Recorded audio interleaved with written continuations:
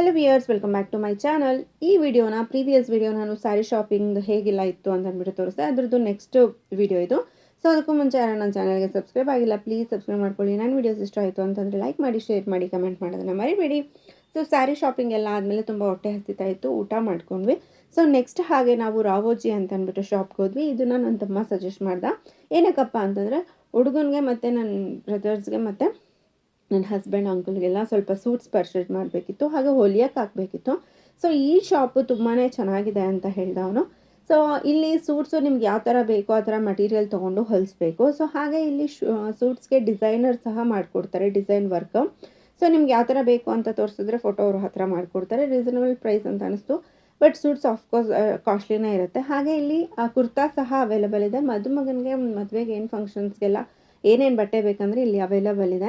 So ಇಲ್ಲಿ ಟೋಪಿ ಸಹ ಸಿಗುತ್ತೆ. ನಿಮ್ಗೆ ಯಾವ ಥರ ಸೂಟ್ಸು, ಕೋಟ್ ಬೇಕು ಇಲ್ಲ ಕುರ್ತಾಸ್ ಬೇಕು, ಇಲ್ಲ ಅಂತಂದರೆ ಬ್ಲೇಸರ್ಸ್ ಬೇಕಂದ್ರೆ ನಿಮ್ಗೆ ಇಲ್ಲಿ ಅವೈಲೇಬಲ್ ಇದೆ. ಈ ಶಾಪ್ದು ಅಡ್ರೆಸ್ ನಾನು ಡಿಸ್ಕ್ರಿಪ್ಷನಲ್ಲಿ ಕೊಟ್ಟಿರ್ತೀನಿ, ಒಂದ್ಸಲ ಚೆಕ್ ಮಾಡಿ. ಸೊ ನಾವೆಲ್ಲ ಆರ್ಡ್ರ್ ಕೊಟ್ಟು ಅಳತೆ ಎಲ್ಲ ಮೆಜರ್ಮೆಂಟ್ ಎಲ್ಲ ತೊಗೊಂಡ್ರು. ಸೊ ಸೂಟ್ಸ್ ಎಲ್ಲ ಹೇಗೆ ಬಂದಿದೆ ಅಂತ ಅಂದ್ಬಿಟ್ಟು ನಾನು ನಿಮಗೆ ಹೋಗ್ತಾ ಹೋಗ್ತಾ ಫಂಕ್ಷನ್ಸ್ ವೀಡಿಯೋಸ್ ಹಾಕ್ತೀನಲ್ಲ, ಸೊ ರಿಸೆಪ್ಷನ್ ವೀಡಿಯೋಲಿ ತೋರಿಸ್ಕೊಡ್ತೀನಿ.